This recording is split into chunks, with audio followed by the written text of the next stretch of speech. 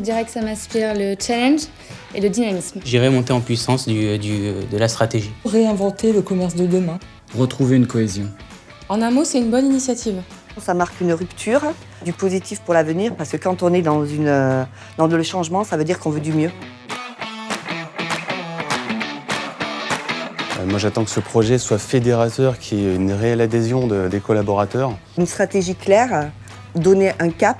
Donner une nouvelle image de la société et de modernité. Le moment est venu de changer, de bouger, de passer à autre chose. Une nouvelle impulsion, un coup de boost.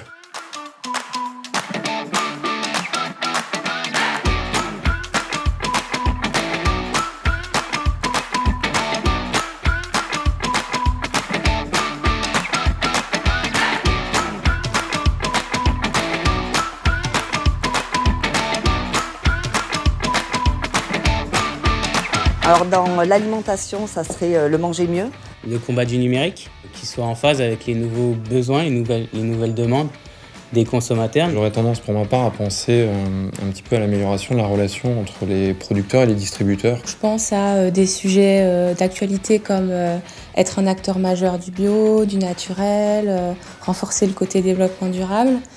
Alors pour moi, ce serait sur tous les secteurs et une meilleure cohérence entre les différents acteurs. Autour du produit gravite un grand nombre de valeurs, comme son origine, comme la façon dont il est fabriqué, par qui il est fabriqué, d'où viennent les matières premières. Donc un ensemble de choses qui font qu'aujourd'hui nos consommateurs, peut-être plus qu'hier, sont attentifs à ce qu'ils placent dans leur panier.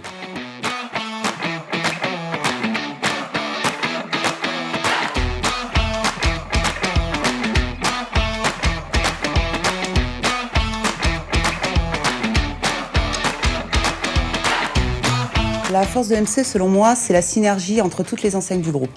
C'est que MC croit et pousse ses salariés à donner le meilleur d'eux-mêmes. La diversité des enseignes. Son expertise d'achat, finalement. Son expérience, son savoir-faire. La force de MC, c'est vraiment ce que nous avons que les autres n'ont pas.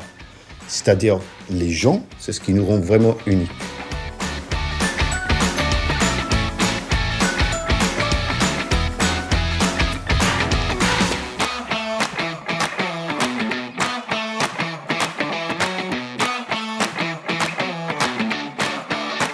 Donc le changement de relation avec les fournisseurs, c'est avant tout pourquoi il faut changer. Il y a quelques éléments de contexte. C'est le contexte réglementaire, la demande, donc l'offre consommateur a évolué et va encore continuer à évoluer.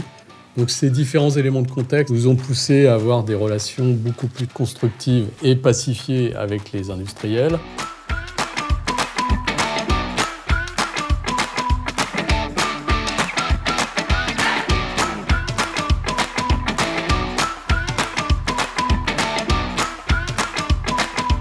Les clés du succès, c'est communiquer, avoir vraiment un décloisonnement entre les secteurs, les services, essayer de libérer les forces vives et le dynamisme de la société.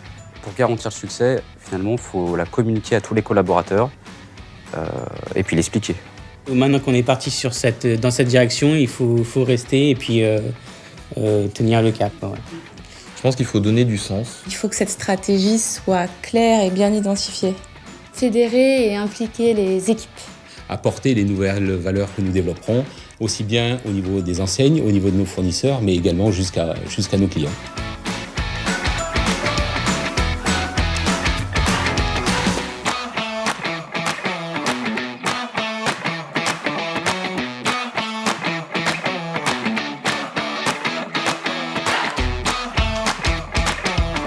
Je pense que c'est quand même le nerf de la guerre.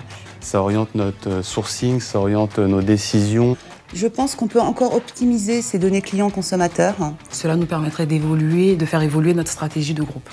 Ça nous permettrait de se recentrer sur les négociations avec nos fournisseurs. Et ça nous permettrait tout simplement d'avoir une parfaite connaissance du marché.